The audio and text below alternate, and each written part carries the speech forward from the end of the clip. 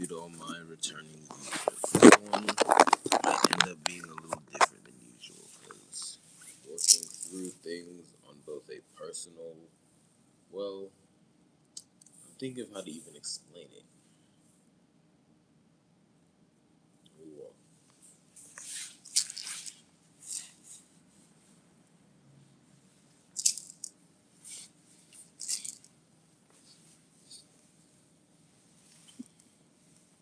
anyway, thank you. I'll just start speaking because this is a complicated one. Um, but thank you to my returning viewers. I'll do a small greeting for the new people. I'll give you two things so you can know more about who I am. So first, this phone is rocking, but anyway, first, my government name is Chimoge Chijoke Ibe. Chimoge Chijoke Ibe. That last name is spelled IBE. Look it up, you'll learn more about me. Second, my sun sign is Capricorn. My sun sign is Capricorn. So check that out, um, and you'll know more about me. This is astrology now, zodiac astrology. Anyway, you see, I'm thinking of two phenomena in my life. People abandoning me and disrespecting me, and then throwing economics in there.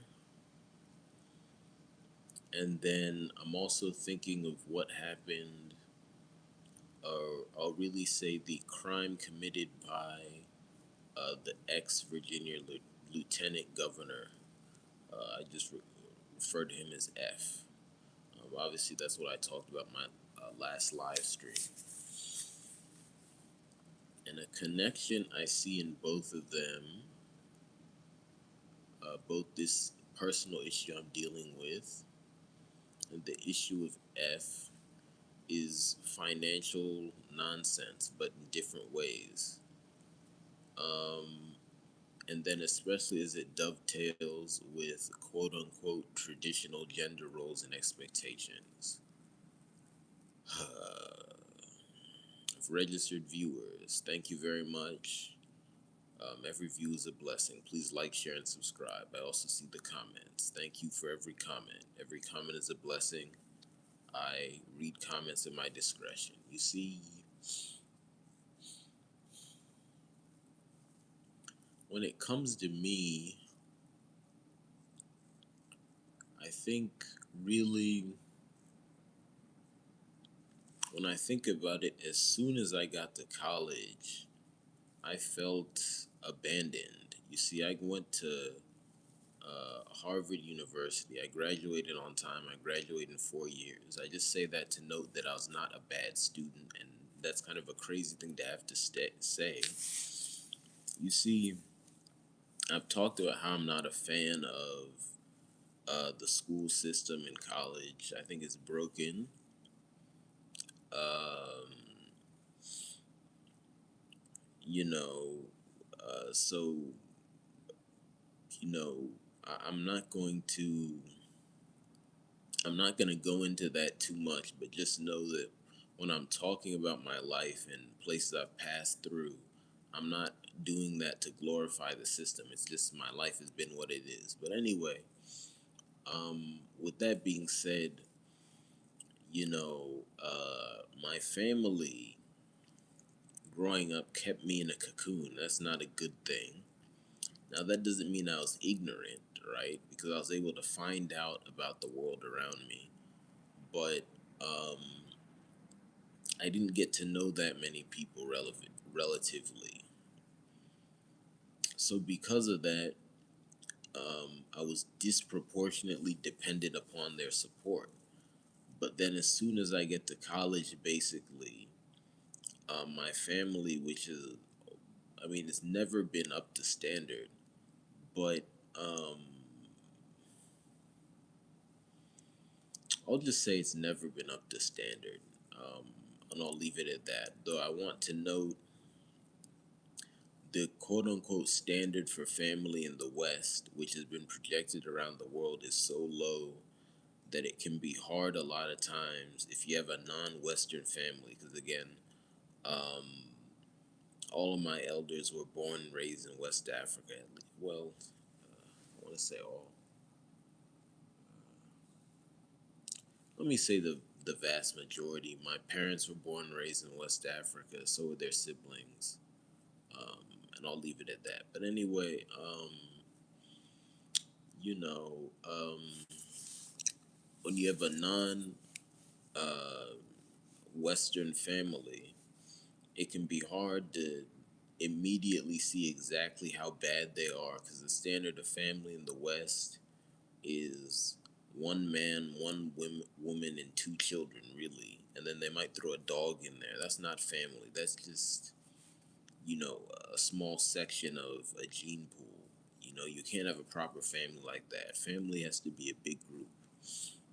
But anyway, um, my family got even worse right after I got to college because, um, you see, my dad's one of six siblings. They started to fight among themselves to such an extent that um, some of them stopped talking right when I got to college, right within about a year. And then I lost contact with a couple of them off of that. So already support's gone. Um, and I'm gonna come back to that. Then,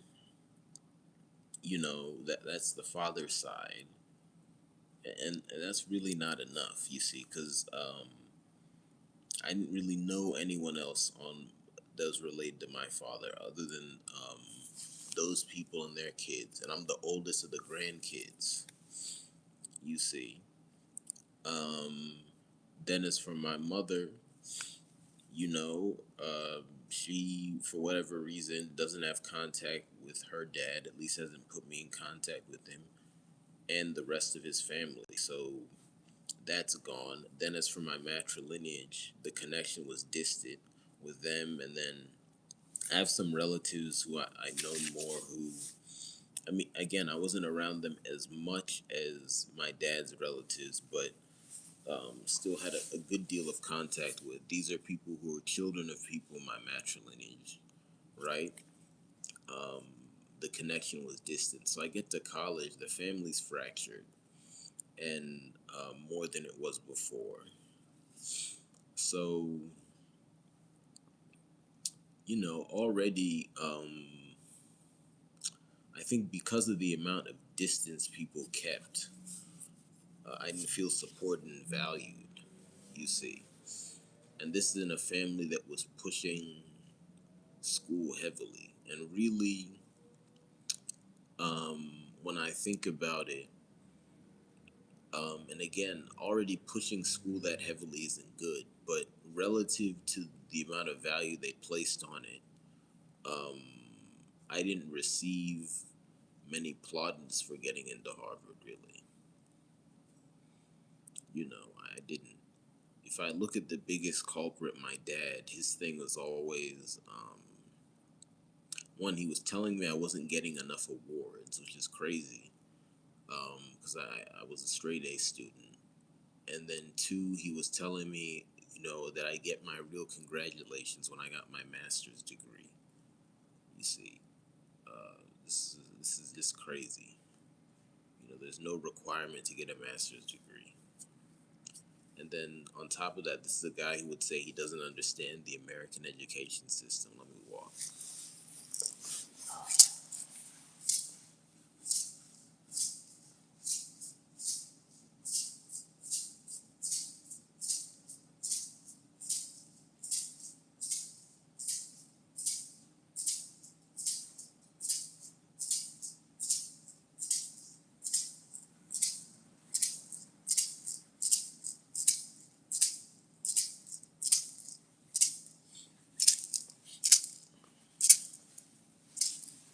So a lot a lot of undervaluing at the beginning of college, and then this just got worse throughout college and I've talked about certain other things that happened before. But long story short, I get out of college. I graduate during a global health emergency, and then my dad is just attacking me, telling me I'm not making enough money. And then I want to bring in the element of my health, which is something I talk about enough, or I talk about a lot rather. But the more I look at it, the more stunned I am at how people react to it. Because, um, I've never really had a good foundation in health when I look at it. And then um, health issues that were really um, inhibiting me from doing basic things were coming up in a big way when I was in college. And I'll just say it like that because stuff had been popping up before, but it's called my ancestors. Stuff had been popping up before, but it really exploded in college. Um, and then when I get out, it was really unhealthy. And again, this is not my fault. The main issues were um, fatigue and then pain in various areas. And the fatigue was linked to sleep issues and also stuff I didn't understand. Later, I realized it was basically what you could call a lung issue, among other things. Okay, that's the fatigue. And then that dovetailed with sleep. So I had a neurological issue, right? Um, but my dad's attacking me saying I'm not making enough money. And then I really have to bring it up. I don't like bringing it up, but I have to. My mother, as well, was piling on and not helping. And I'm just going to say two things about that. One, she was just insisting that I was not pushing through.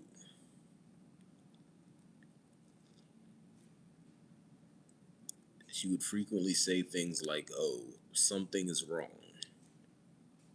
And after I would detail to her that I had a health issue, she would just say, something's wrong. You need to be moving. And again, I don't want to signify my mother too much, but this is a woman who herself is not in good health and who does not meet that standard. So that was a big insult. Two, two, she would then dovetail, and again, everything she did, my dad did even more. But I'm just saying, I had to call her out specifically as well, right? Because that was a pile-on that was especially harmful. Because again, that was the other adult I was living with, and then the other of my two parents. But anyway, two. The second thing is that she would mix in her analysis with opinions of mine she didn't agree with. So she would be saying, I have a problem because I'm expressing this opinion she doesn't agree with. And I'll leave it at that. So all that nonsense is happening. Then I do want to bring up my younger sister. Again, that's an individual that's difficult to talk about because the very thought of that individual is repulsive and painful, but it is what it is. During this period, this individual emerged in a negative way in two ways. One, what I can now say was jealousy. So just attacking me out of jealousy. And two, um, I'll just say general um, recklessness that I had to clean up after. So this would come in the form of things like, attacking me physically. There was one incident um, after college where she threw pots and pans at me. Um, for no reason, and then stuff like just making a mess in the house, and then I had to clean it up. You see. So anyway, all these things converged upon me, and then the excuse they would use for going forward in their behavior was that I wasn't making a lot of money. Again, mind you, um, I was the appropriate age for my grades, so I began college at 18. I finished at 22. Um, and then during the health emergency, I was 22 to 23. You see, and I had the health issues. So, given that, there's no reason I'm just gonna be wildly rich. And then, of course, also, um, I'm a black man, so there's no um, black person on this planet that is just going to, um, you know, um, be uninhibited by modern racism in their actions. So when you take that into account, just expecting someone to, become the richest person on earth, you know, in spite of, all the problems they're facing, it doesn't make any sense. So, you know, long story short, and I'll come back to pieces of this story. Long story short, this really came to a head during my ordeal after I moved to Atlanta when, at, maybe my lowest moment, these people ganged up on me and attacked me and used me not having money as an excuse. And they dovetailed that with, um, you know, their what I'll call um, spiritual inconsistency. You see, because I was expressing metaphysical beliefs that were not exactly theirs, all of a sudden I was crazy. You see, and this is something that wouldn't have happened, or at least it wouldn't have happened the same way if I had money at that moment.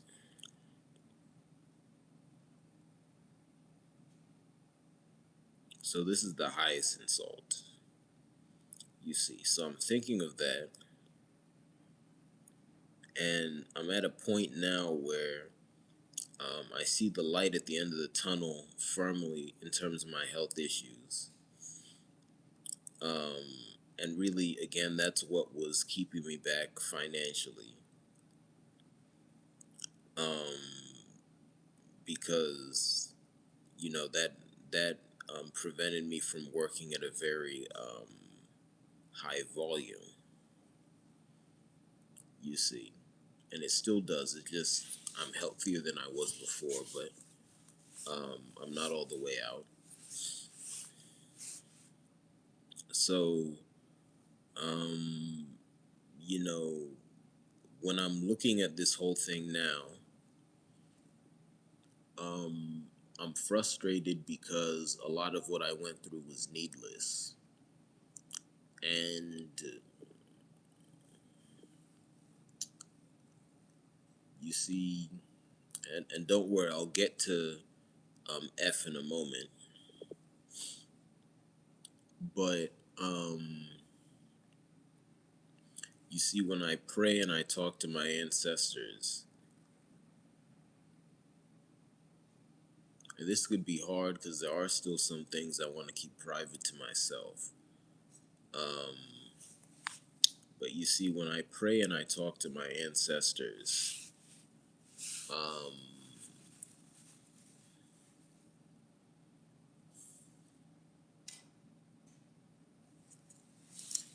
what's going on here anyway?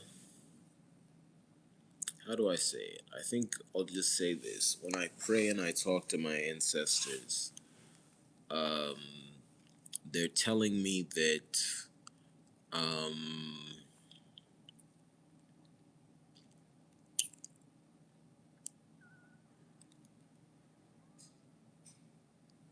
maybe that's what I have to say.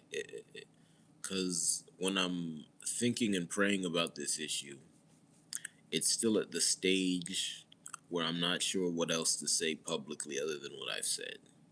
And I think that's a challenge. Because, you see, I'm not what people would call a private person.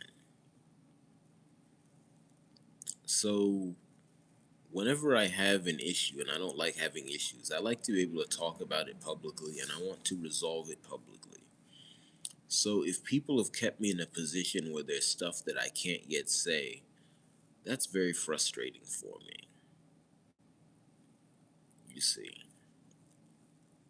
And when people delay me exacting justice upon them,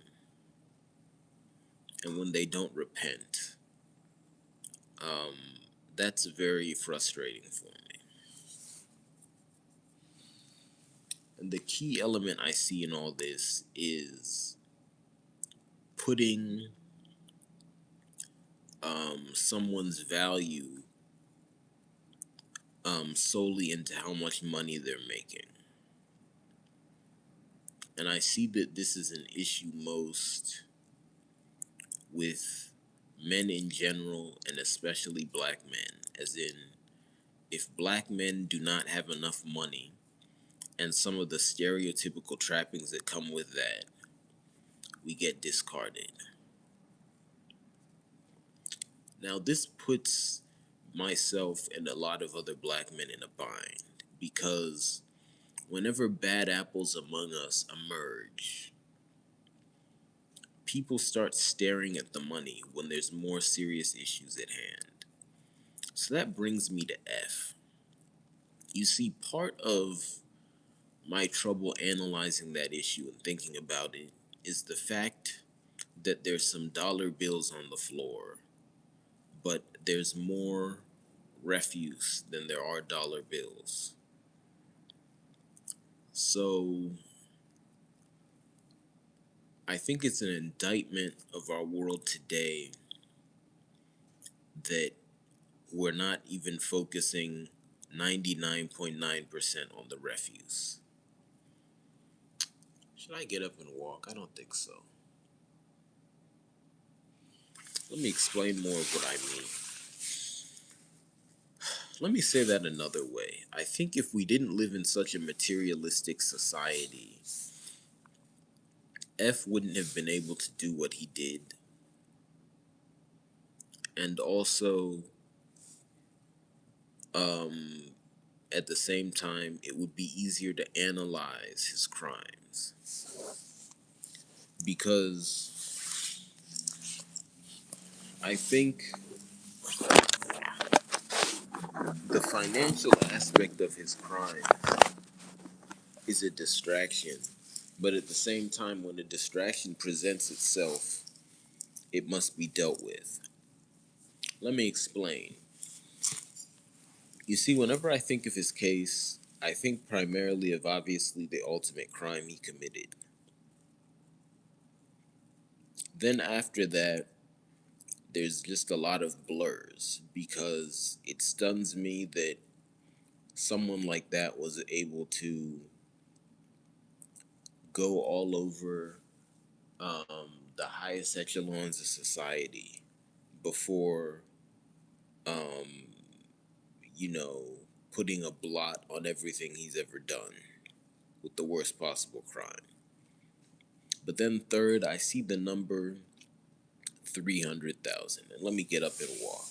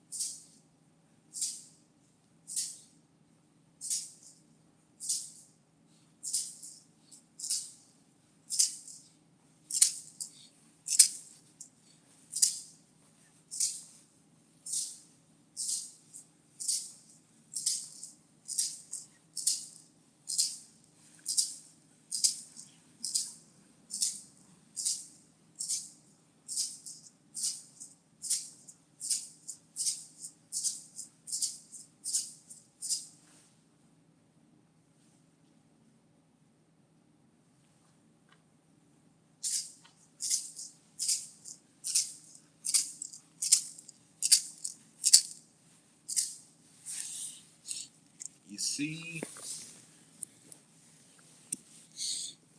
the standard for black men in the world today is twofold. One, that you make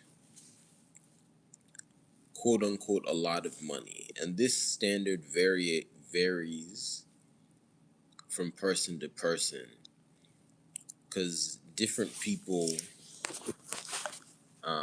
have different numbers that make it click, but it's always about making a certain dollar amount. The one I hear the most is six figures. Now, almost no one meets the standard, and that's part of where the trouble lies, but that is the standard. And then the second criteria is that, and I'm thinking of a polite way to express this because I'll be honest, the truth about this is not polite at all. It's vile. But let me begin politely. The second the second criteria is that I'll say it like this: you look as childlike as possible. No beard, shaved head, and then you wear childish clothing. You see, we have to be honest.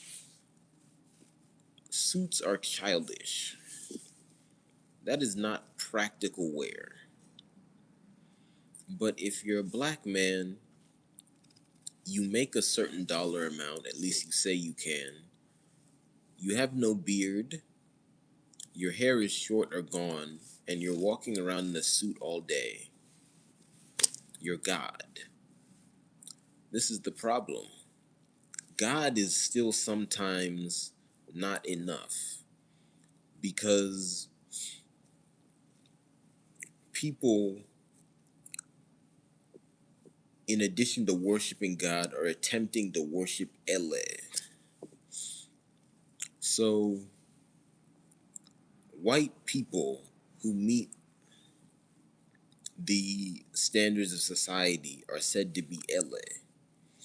So, they still might not treat you as well as Ele, but Hapo Elele. And I also want to make something clear. Black women have their own unfair standards that they're subjected to. So what I'm saying is not um, negating that. I'm just talking about one aspect of the coin because I'm reflecting on an issue here. And, it's personal to me, as in my own person. Okay, I'll leave it at that. Anyway,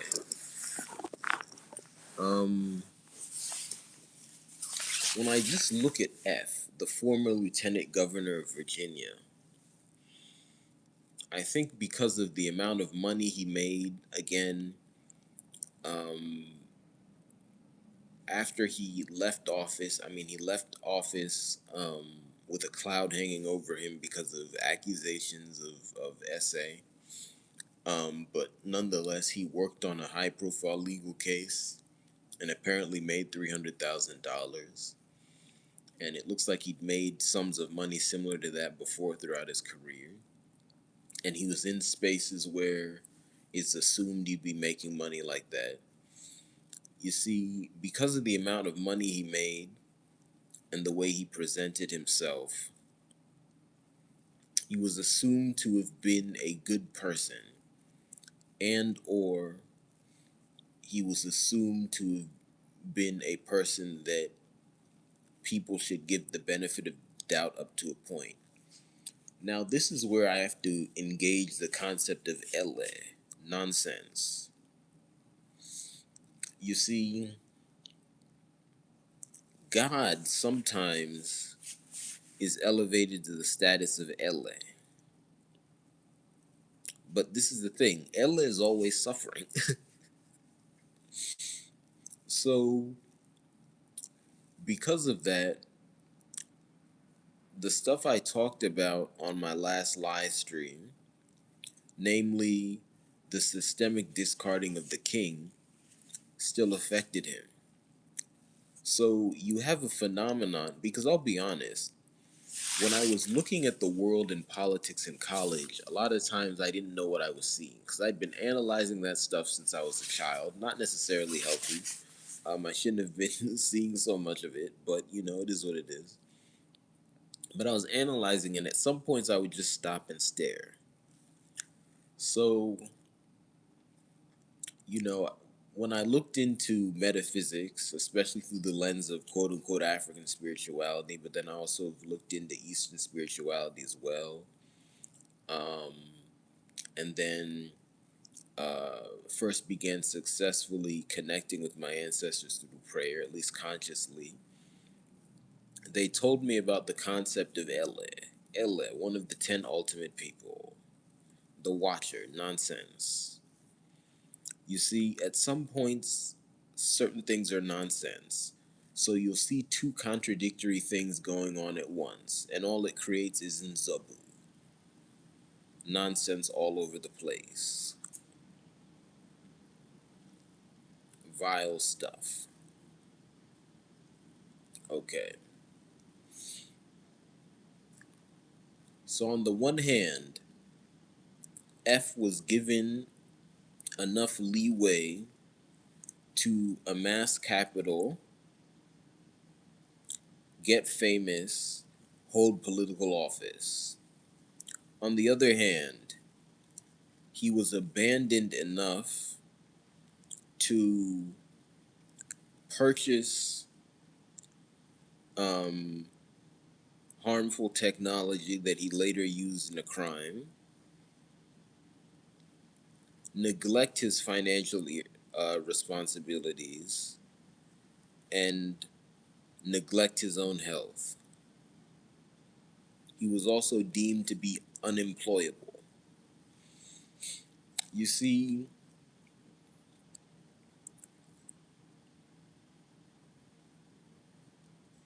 the point I'm making here is that I think that at every step of the way,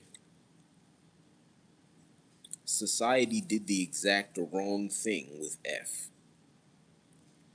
And that allowed him to be a bad person, attract attention to himself, and then commit the ultimate crime. Now he's no longer around, and neither is his primary victim. That is Ele. That is nonsense. You see, our racism and our Elaburu, you see, and you see our habit of doing nonsensical things in regards to lineage and race,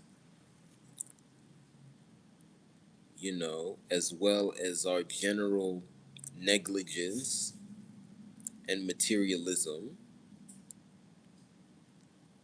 have created a situation where there's a big mess to clean up in regards to F, both in the specific situation there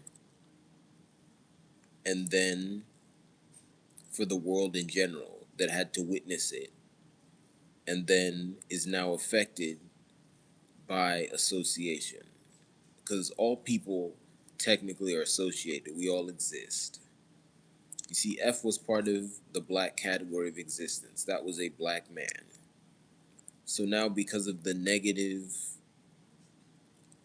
racial discourse, all black people, to some extent, have to contend with that because people don't know how to properly analyze things. I've heard talk that there are black men defending him. This is Ele. That is nonsense. As in, it is nonsense that they are doing that. I don't doubt that there are some individuals who are doing that. And I'm really gonna leave it at that. I just think there shouldn't be there shouldn't be a single individual defending him. and there shouldn't be enough individuals defending him that we even hear about it. That is LA. That is LA.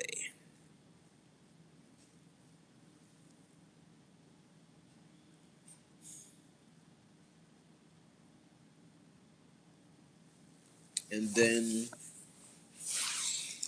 because part of the purpose of anger is for me to get my feelings out, this is where I'm kind of looking at my own thoughts and feelings, and I'm wondering, is this LA?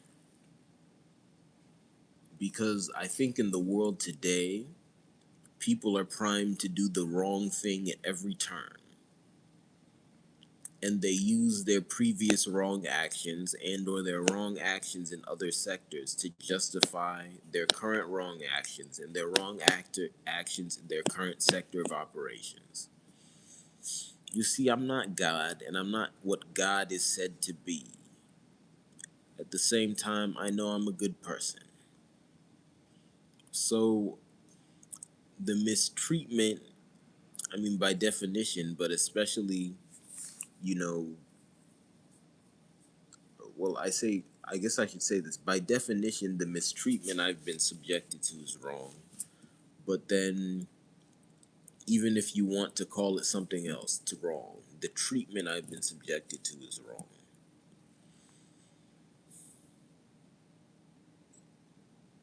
Every step of the way, my family does the wrong things. There have been people outside of my family who've acted similarly. You see, sometimes I feel like they're just a lot of random people who come at me for no reason. And I can't even speak about all of them, which is frustrating. And the excuse they all use is money.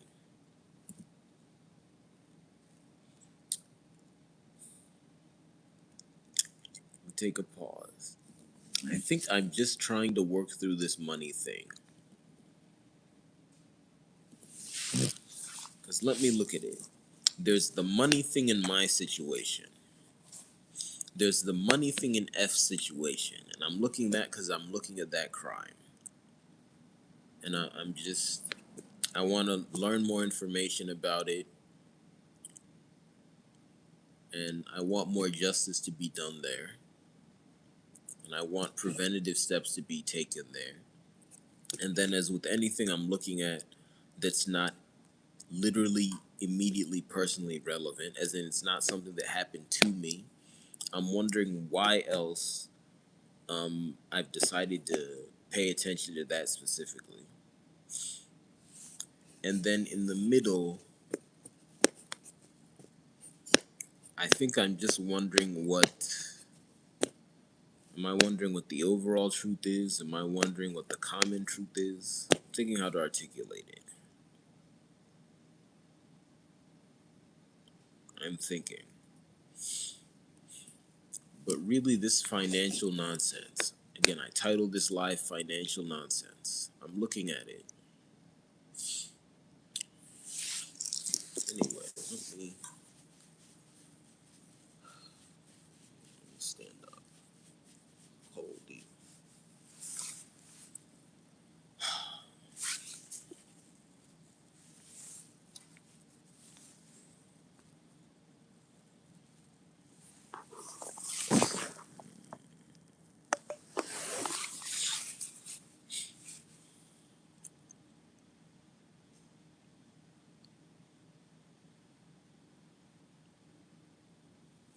I think in a way I'm also wondering about justice.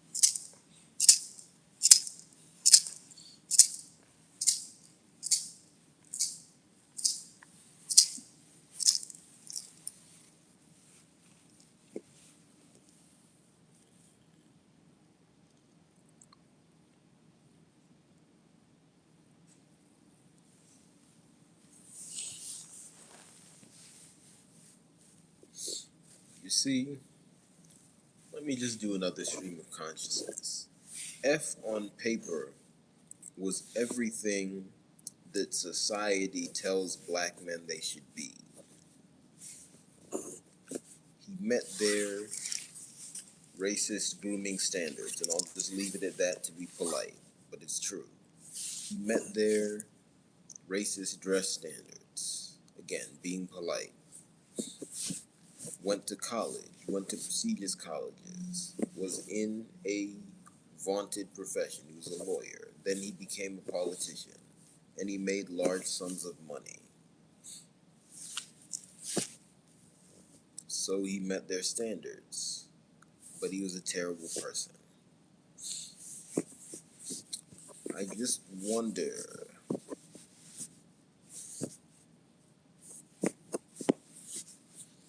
was it communicated? Obviously, it wasn't communicated to society at large well enough he was a terrible person. But was it communicated to him? Because I think there was a gap in justice there. He should have been treated more strongly under justice. And another way of saying this is he should have, punishment isn't the right word. He should have been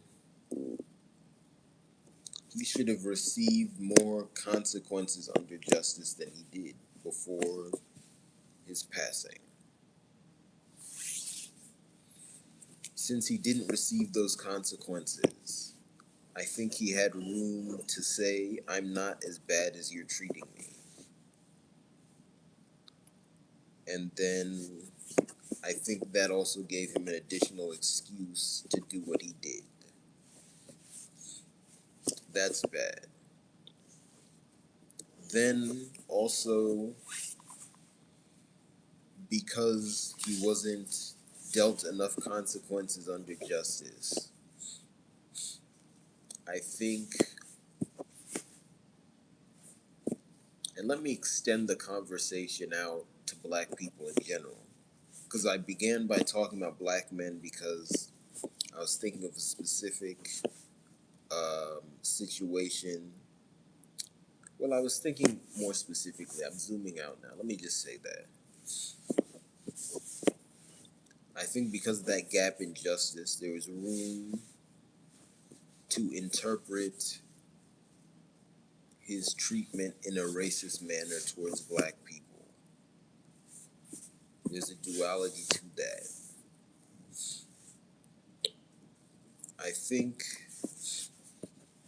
the main gap in justice was around the dealing with those two accusations against him. Again,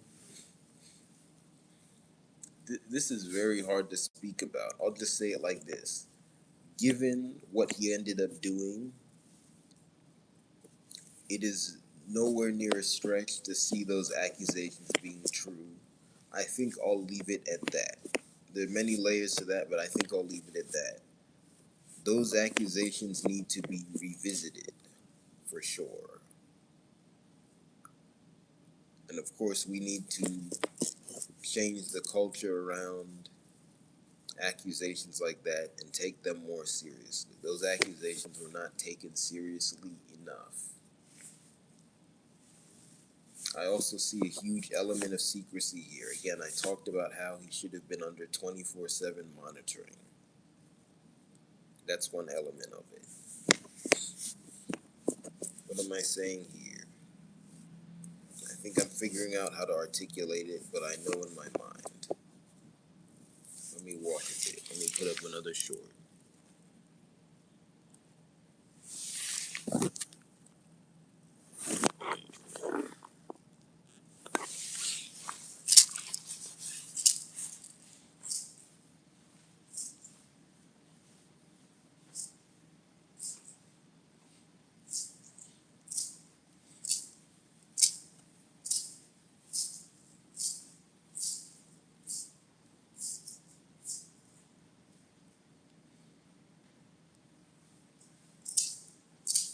You know what? I got something.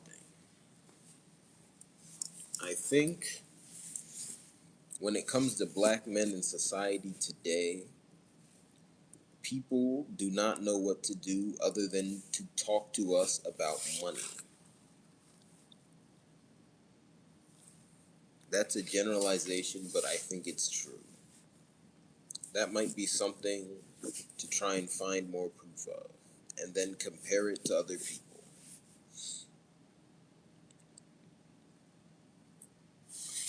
Let's see. Let's think.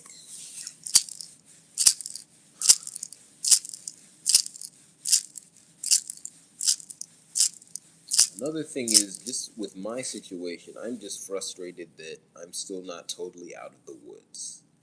And then I'm angry that the people who've wronged me have not repented.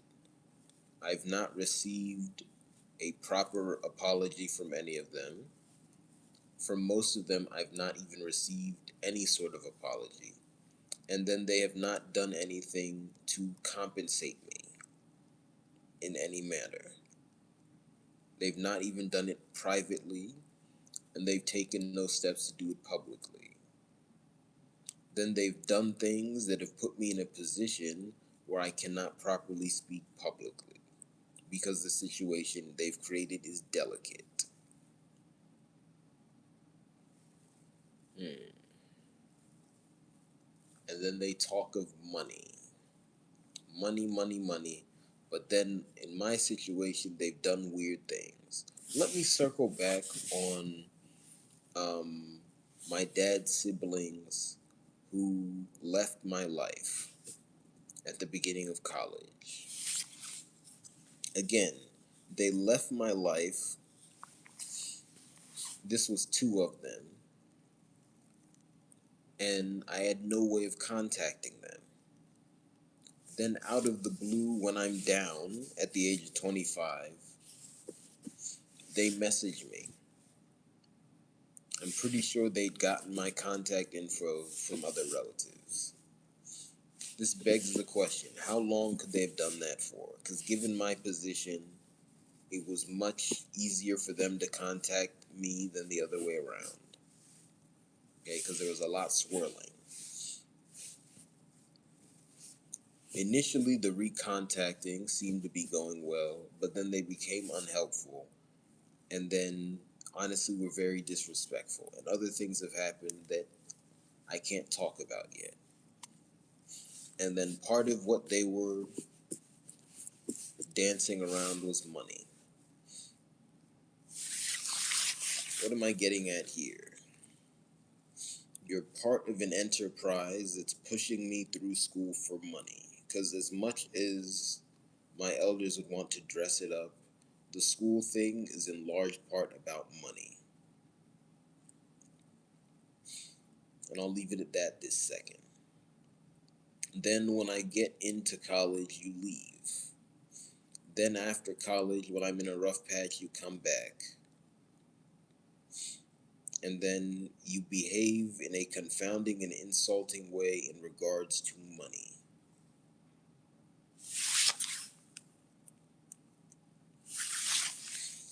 I'm just thinking out loud here.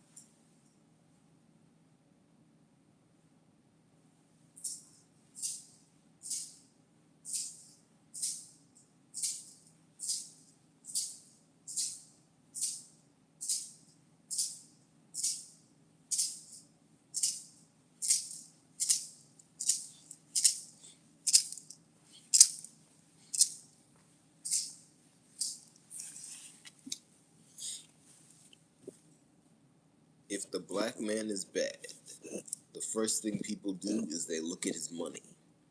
Because they do that, they make the wrong decision. I think for most of F's life, at least as an adult, right, he had money. Although I do want to note he went to a relatively prestigious private school. So even as a child, at least as a teenager, he would have looked like he had money. That might mean something, or at least he was from a moneyed family. He would look like. Again, I don't know his family's whole situation, but anyway, most of his adult life, they look at him, they go, because again, it's basically impossible for someone to commit the crime he did and not have signs of it throughout his whole life. That's just too much. But anyway, um, and again, I'm talking about the ex-lieutenant governor of Virginia, who had a surname beginning in F. Again, I don't want to say his name. I don't want to glorify it. I'm talking about that individual. And unfortunately, he committed a crime where he caused his wife to perish, and then he himself passed away. If you're unfamiliar, you can look it up. You can also check my previous live streams about it. But anyway, when it comes to this individual, most of the adult life, he has money. So I think people look at him and they go, you know what? Let's give him a thumbs up. But then it looks like after his political scandal, there was a dip in the money, and maybe there were points before that where there were some dips in the money, and then people gave him maybe a middle thumb or a thumbs down. Not as much of a thumbs down as they should have, because again, they shouldn't have been looking at his money. They should have looked at him overall. Or, and this is what makes it complicated, because when I'm saying they shouldn't have been looking at his money, I'm signifying. Because if you look at someone overall, of course, you will glance at their money. But I'm looking at you. Money is such a tiny percentage of a person. If you're talking about someone's overall character and then money comes up, something is wrong. I mean, really. Even if you think of the concept of financial mismanagement, in practice, that goes together with so many other things that you shouldn't really be talking about money. And again, someone can mismanage finances and not be a bad person. You know. And I'll just leave it at that this second. But anyway,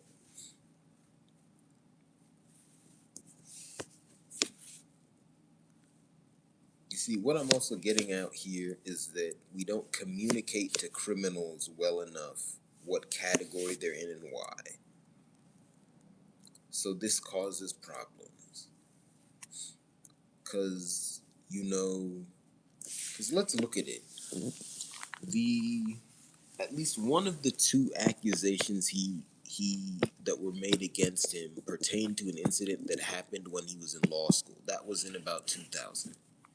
The accusation is made in 2019. Then this crime is committed in 2026. So that's over 25 years of this. Um, I would say I would say that I'll just say it like this. For over 25 years, there is a pall hanging over him because of this accusation and this incident. Okay. And I'll leave it at that. During that whole time, treatment of his is inconsistent, and a big aspect of it seems to be his finances. Excuse me. Because I'll say it like this: if society took the accusations against him seriously enough,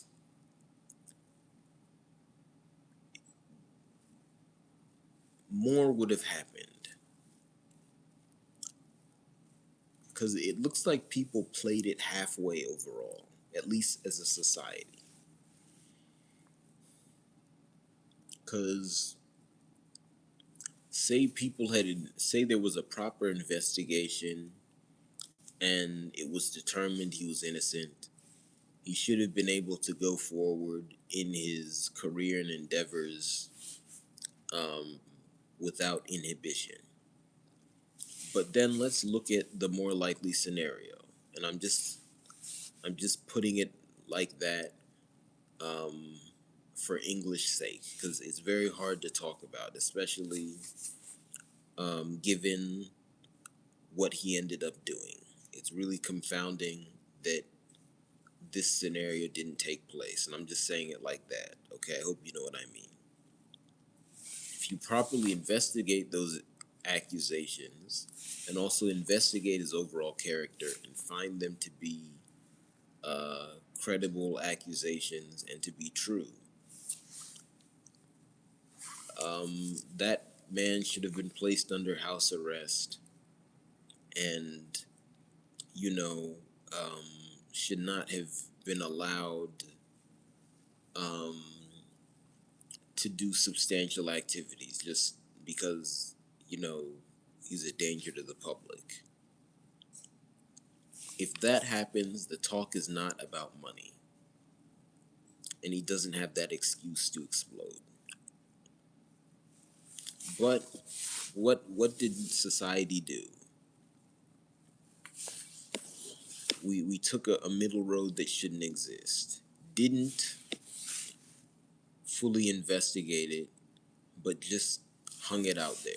So then it seemed the consequence given to him was that one, he didn't win his next political race because he stayed in office. He finished his term for the position he was already in, lieutenant governor. And then he just didn't win his race for governor, but he was able to run for governor of Virginia. And then two, he wasn't hired by certain, law firms that he wanted to work for, but he did get some other work, but it looks like he had trouble. So can we say he was in and out of work? That's not complete justice. It's just weird. So then, and then if you look at how he defended himself, I think at least implicitly it became a money issue.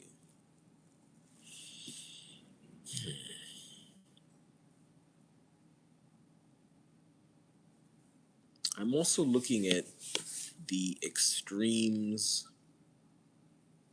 the financial extremes he seemed to have been in, because it seems like he might have had an employment issue immediately after leaving office in 2022. But then, from my research in 2023, he got a windfall of $300,000 after being on a legal case. That's a lot. That's a lot.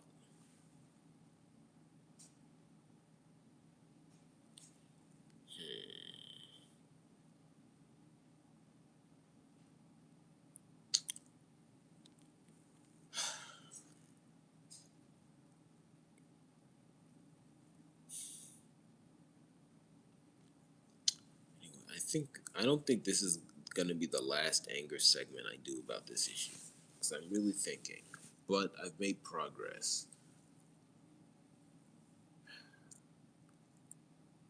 Because I've talked about before how he didn't manage his money well. At least I'll say it like this: he did not. Clearly, he did not maximize.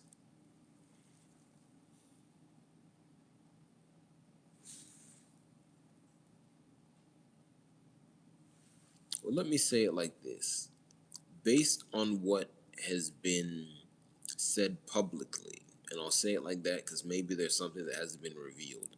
Based on what has been said publicly, he did not maximize his financial potential, and I'll leave it at that. But Again, we also have to think about the overall point I'm making here.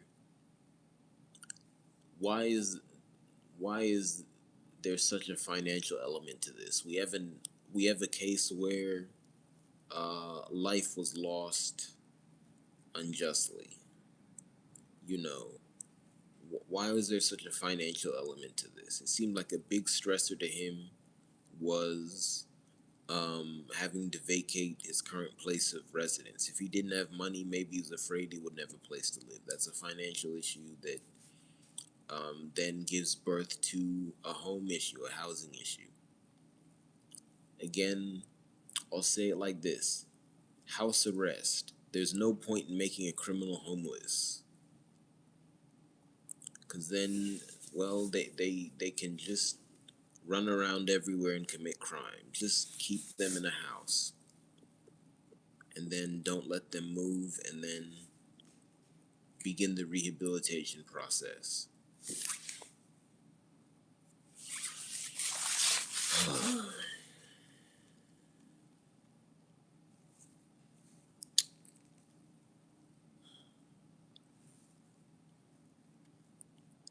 Been speaking for a while. I also want to note I am low on funds in that. Once again, again, I don't. Um,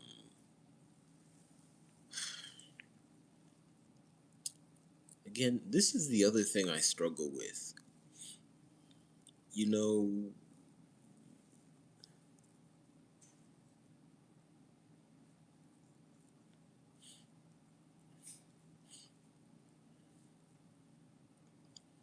it's not one thing. This is the best way to say it. I think the people, um,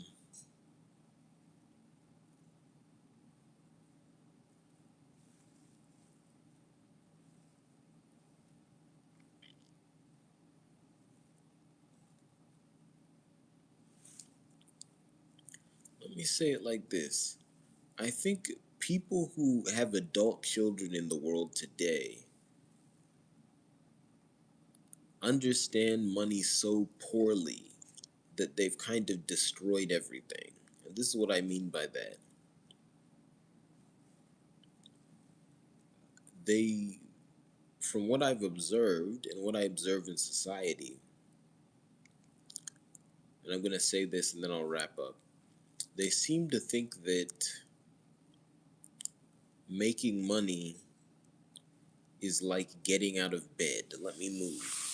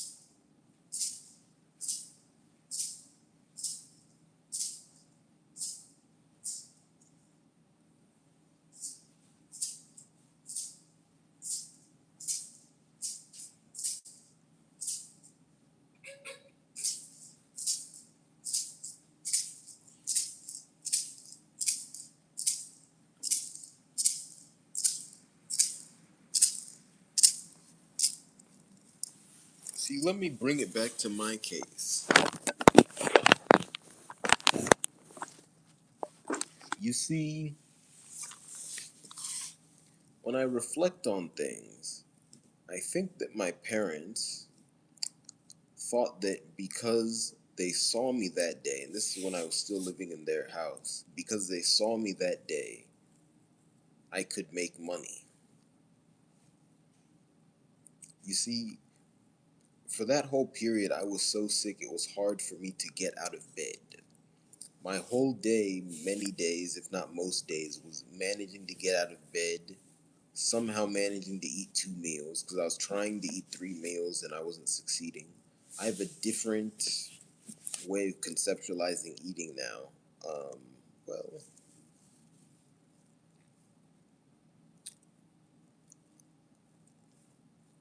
one, everybody eat. Make sure you eat enough. But two, I think it's better to just say I don't obsess over every 24-hour period. So because of that, I don't get up and say, all right, how many meals will I have in this 24-hour period? I just say, okay, what am I gonna do for my next meal? And then I want to be snacking the whole time. But anyway, um, the point is during that period, I managed to get out of bed after just waking up and being unable to move. Then I somehow managed to eat 2 meals, and then I struggled to go back to sleep because I was trying to keep a certain sleep schedule that wasn't working. So I could barely move. But I think because my parents saw me, I had eventually managed to get out of bed. And I think also because I defended myself when they attacked me, because I was able to speak at them, they thought, you know what, he has enough energy to go make money. And I think I'm going to be blunt. I don't think they value the quality of their work. Or maybe they don't understand that they're putting in shoddy work. I think they think just because they manage to move their bodies, go to work, and then do some motions at work, that's enough. You know, again, my dad worked for himself, had a medical office. I mean, he did some work outside of that as well, but most of his work was at the medical office. You know, um,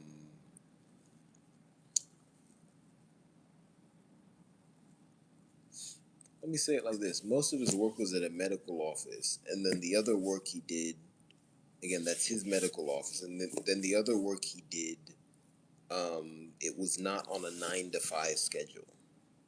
And I'll leave it at that. Then, my mom also worked, but I don't think I wouldn't say her work was typical, and I'll leave it at that. So, I don't think that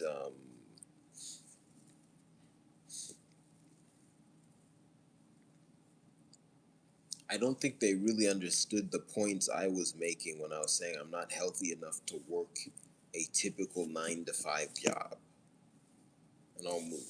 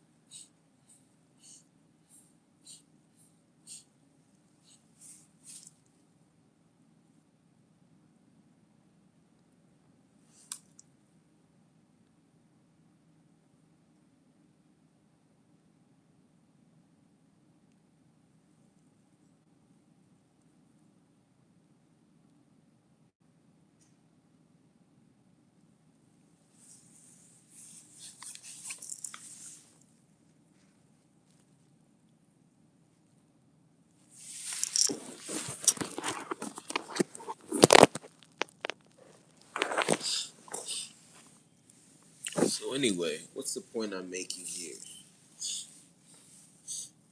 I think because of their misperception of work, they just viewed me as lazy. Or they just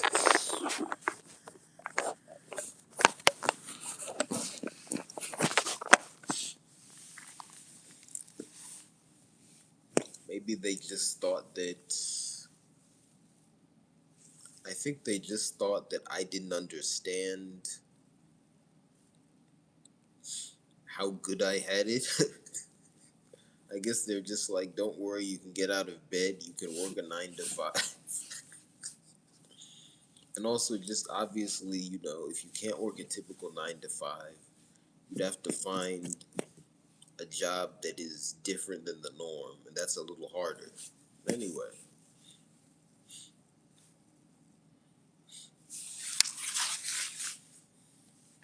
so what am I saying here?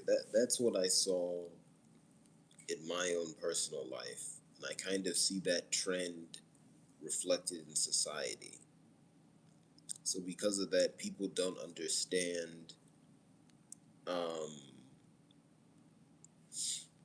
people don't understand that finances is a complicated variable. That's not simple.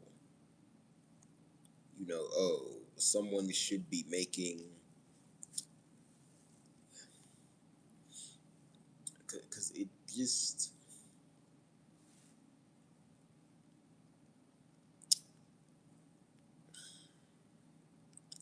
let me just say it like this, because I don't want to go on for too much longer, because I've had some good thoughts here. But basically, finances is a complicated variable. So to know how much money that someone quote unquote should be making, you have to understand two things. One, there is no such thing as financial invincibility, and there's no such thing as financial predestiny. So no matter what, someone might just not hit, any projected financial target. I'll leave it at that. Two, in order to know how much money someone quote unquote should be making, you actually have to fully examine them as a person. And I mean as a person. This is what I'm getting at. You have to look at them, you have to look at their full potential, you have to look at their full abilities, and you have to look at what's going on with them and what they're encountering in their environment. You cannot stereotype them and then say, what should this stereotype get in the world? That doesn't work. But that's what people do most of the time. Because again, even when I'm talking about F as an individual, I'm making caveats because I don't know everything. I'm going off what's been said publicly. You know. Anyway, let's see. This is anger. I'm just still really one. I'm really angry about the crime that F committed. Because when the ultimate crime is committed, um, it's sad, but there's just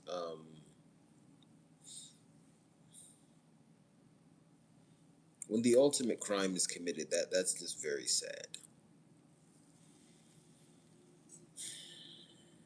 You know, lives have been lost. That's very sad. I'm angry about that. I'm angry about some of the negative discourse I've seen and have been hearing about it. Again, biggest thing I want to emphasize: no one should defend him. That doesn't benefit anyone to defend him. It just shouldn't be happening.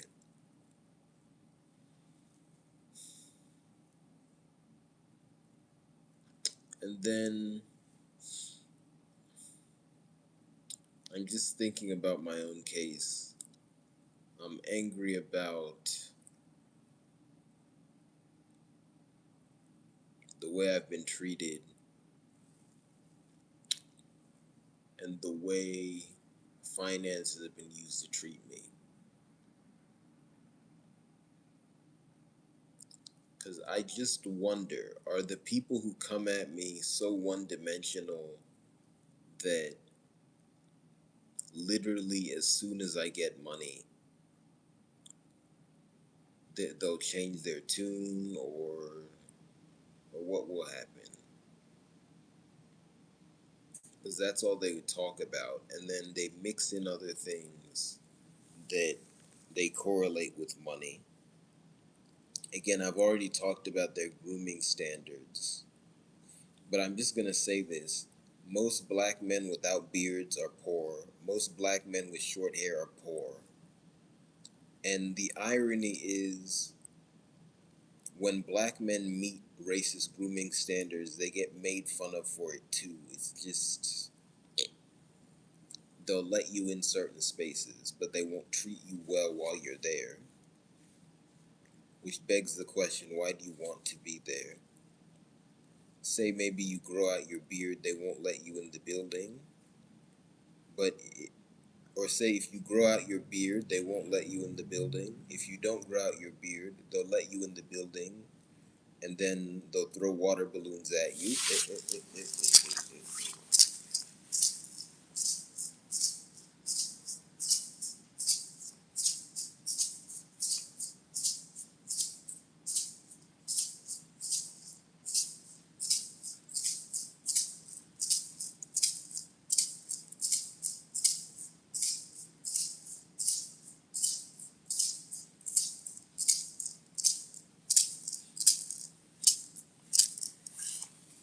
So, there's a lot of disrespect there. I think I might want to end by thinking about my case. What have I been encountering? People telling me that I deserve to suffer because I don't have a lot of money. People telling me that I deserve to suffer because I have a beard. People telling me that I deserve to suffer because I didn't shave all my hair off. People telling me that I deserve to suffer because my hair is not loose. Again, they get very specific. People telling me that I deserve to suffer because I'm not Christian. People telling me that I deserve to suffer because I say I can communicate with spirits. I mean, are these colonial officers? What's going on?